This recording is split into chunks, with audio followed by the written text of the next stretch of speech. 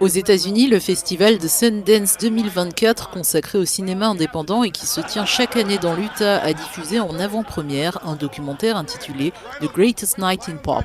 Le film raconte l'histoire du tube caritatif mythique des années 80, We Are the World, écrit par Lionel Richie et Michael Jackson, et qui a réuni le gratin des chanteurs américains en 1985 pour vaincre la famine en Éthiopie. Quand j'ai connu Michael Jackson, il devait être âgé de 9, 10 ou 12 ans. Je le connaissais autrement que les autres. Nous n'avions jamais créé quelque chose ensemble. Nous avions juste fait quelques tournées ensemble avec les Jackson 5 et les Commodores, et nous n'avions rien créé. Et c'était incroyable, parce que je considère que tous ceux qui créent sont des martiens, et je vois Michael Jackson comme un martien. L'écriture n'a pas été difficile, et le plus étrange est que nous savions tous les deux ce que nous avions à faire et où nous voulions aller. Il ne nous restait plus qu'à l'exécuter. C'est comme pour les joueurs de basketball, ils savent comment jouer au basketball. Nous avions juste à trouver les bons mots, la bonne mélodie, et on a tout de suite su qu'on y arriverait. Bien sûr, l'avoir comme partenaire était tout ce qui comptait.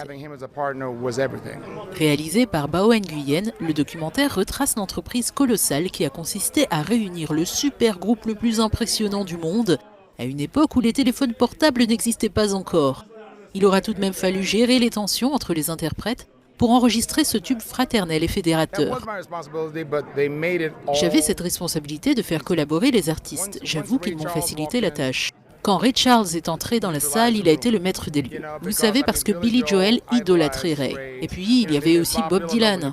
La solution a donc été de faire venir les personnalités adéquates. Et une fois que nous avons réalisé que notre objectif est de sauver des vies humaines, notre ego n'est plus la priorité. Toutefois, il me semblait impossible de concrétiser tout cela en une seule nuit. Sortie en mars 1985, la chanson We Are the World a permis de récolter plus de 63 millions de dollars pour lutter contre la famine qui sévissait en Afrique.